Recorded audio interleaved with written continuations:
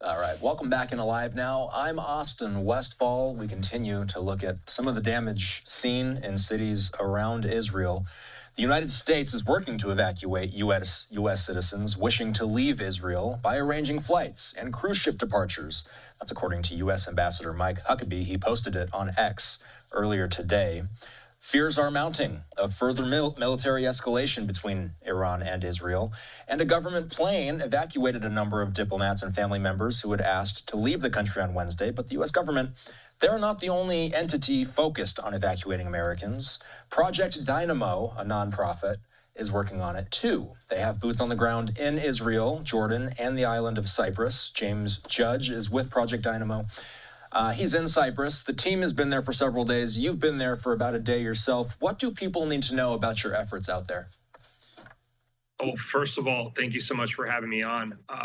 Project Dynamo's efforts are the same whether we're dealing with Israel or whether we're dealing with Haiti or Afghanistan, Ukraine. When Americans are in harm's way and they need to get out of that place, whether it's a natural disaster or a war zone, our mission and purpose is to get Americans out of those dangerous situations. So people go to the website, they go to projectdynamo.net, and they fill out an evacuation request form. And if we have the resources, we're coming to get them. In this case, we started talking last Friday about figuring out logistical plans with the airspace being closed in Israel, how we were going to get people out effectively. And one of the ways that we looked at doing that was ground crossings into neighboring countries. We have been successful at doing that. So far, we've had about 100 people out so far, with more buses rolling today. Each day we're doing a couple buses, and we're getting more and more people out. We've gotten in hundreds of requests. The more that the media covers this story, the more people find out about Project Dynamo, and the more requests are coming in. So if you know someone who needs to get out, please give them our information, let them know, projectdynamo.net. And they just need to fill out an evacuation request form, and help will be on the way. Our effort is really to be here as long as we need to be here until the U.S. government is capable of, we can hand that off to them. At the same time, we've talked to the State Department today about even facilitating, whether it be getting people to the ports to get them onto cruise ships or airplanes if they're going to be, initiating flights on a much larger scale. We're happy to do that. But in the meantime, it's been getting people out mainly through neighboring countries. And then also one of the things I'll be looking at over the next couple of days is really how we can facilitate ship movements to Cyprus and getting more people out. How many people need to be evacuated? Do we have our head wrapped around how much people are wanting to get out of the region right now?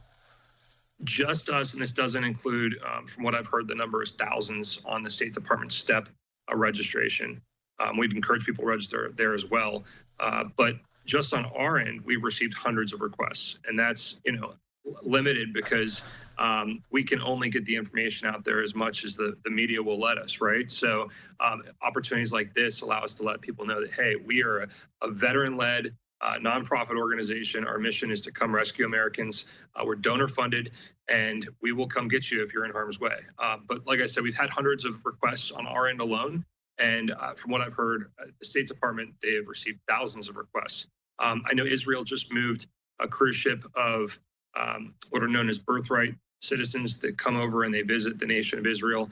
If you have an Israeli relative, or you're born to a parent who is Israeli or has Israeli heritage, you can visit the nation of Israel. And from what I understand, they just got a ship out of those folks today over to Cyprus, and they're planning to come back to the United States tomorrow. So I'm sorry, a day behind over here. But regardless, we're working together with State Department.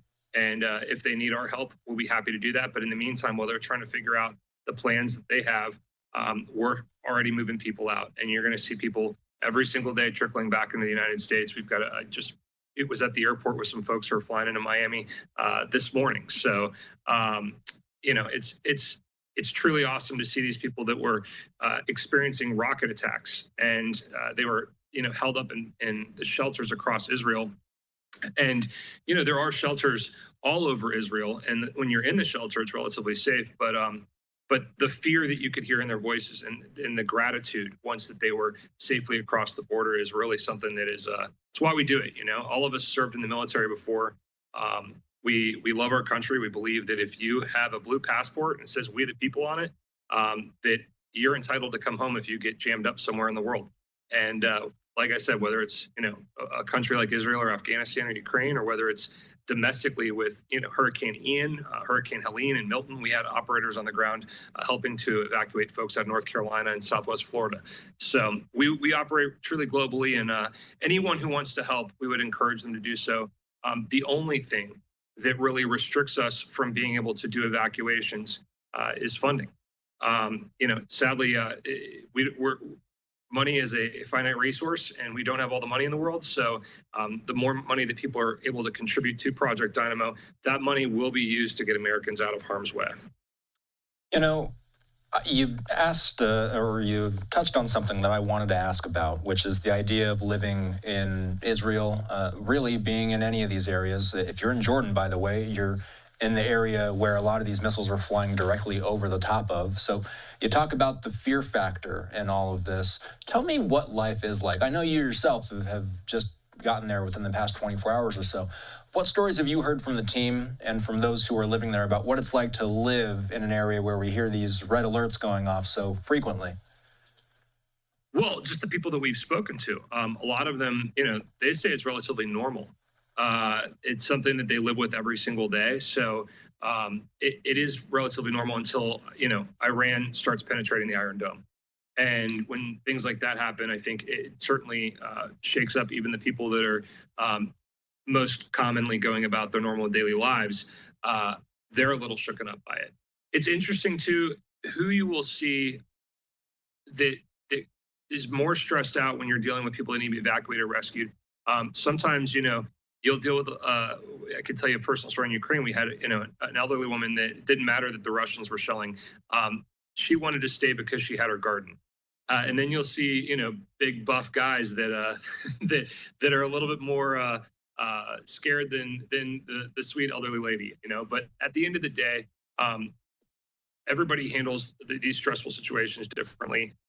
Israel is under attack, and they have been since October 7th. They've been dealing with this for a much longer period than that. But overall, since October 7th, they've been dealing with conflict between Hamas and Hezbollah, and now this ongoing conflict with Iran that seems to be escalating.